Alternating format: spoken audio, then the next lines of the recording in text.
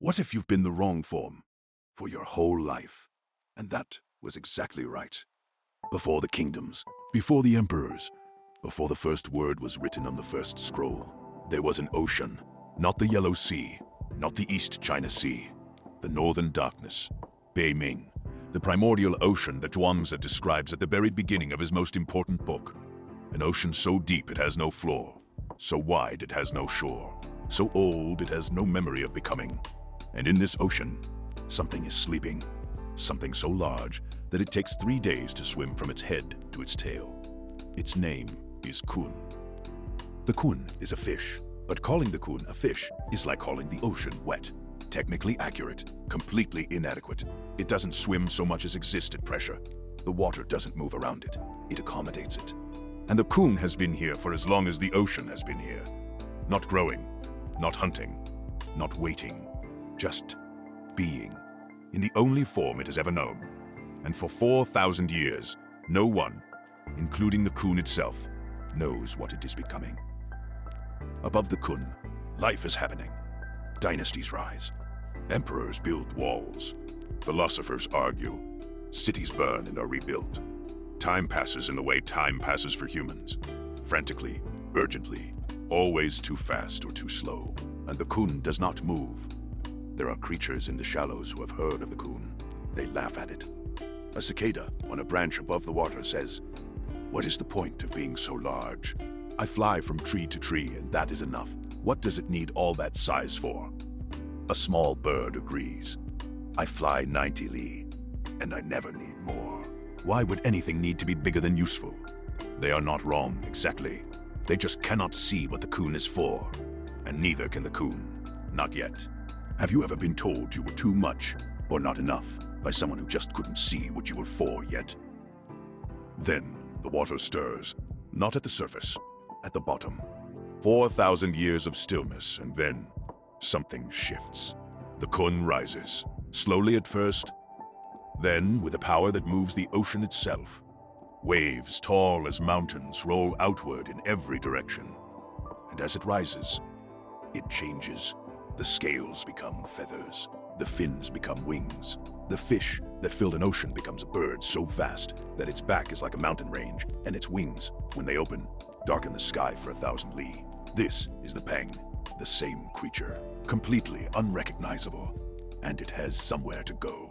The Peng rises 90,000 li into the sky. Zhuangzi says it needs 6 months of wind to make the climb. Not because it is weak, because at that scale it requires the whole atmosphere. From up there, the ocean it lived in for 4,000 years looks like a puddle. The cicada, watching from its branch, says, "Where could it possibly be going?" The small bird says, "I don't understand the point." They are still on the same branch. They will be on the same branch tomorrow and the day after. They have very strong opinions about journeys they will never take. The Peng doesn't answer. It has a destination that requires 90,000 li of sky just to reach the beginning of the journey. Zhuangzi opens his entire book with this story. Not at the end, not as a conclusion, at the very beginning, because everything else he writes assumes you understand this first. The morning mushroom does not know the cycle of the month. The summer cicada does not know spring and autumn. These are short-lived.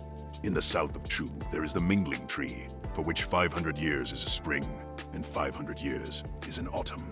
Translation: a creature that lives one day cannot understand a creature that lives 1,000 years. Not because one is smarter, because their frames of time are completely incompatible. The cicada isn't wrong about the world.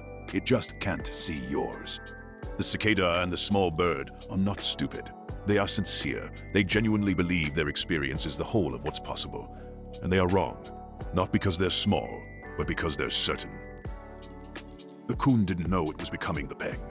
It just kept being the Kun, completely, without apology, for 4,000 years. That is the teaching. To be fully what you are now, without forcing the next form, is how the next form arrives. Translation: the thing you're trying so hard to become is already forming.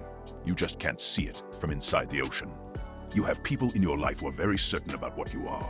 Your family, your colleagues, the version of you that's been the same for 10 years and everyone expects to stay the same. This week, one moment when someone implies you are too much, or not enough, or going nowhere, or aiming too high, ask yourself, Are they measuring me against their branch, or against where I'm actually going? You don't have to defend the Peng. The Peng doesn't defend itself. It just rises. The Kun never tried to become the Peng. It just became when the depth was ready and the wind arrived, and 4,000 years of being exactly itself had finally been enough.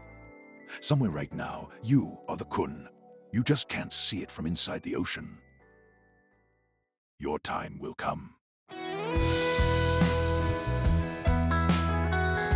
Thank you for watching. Now I want to hear from you.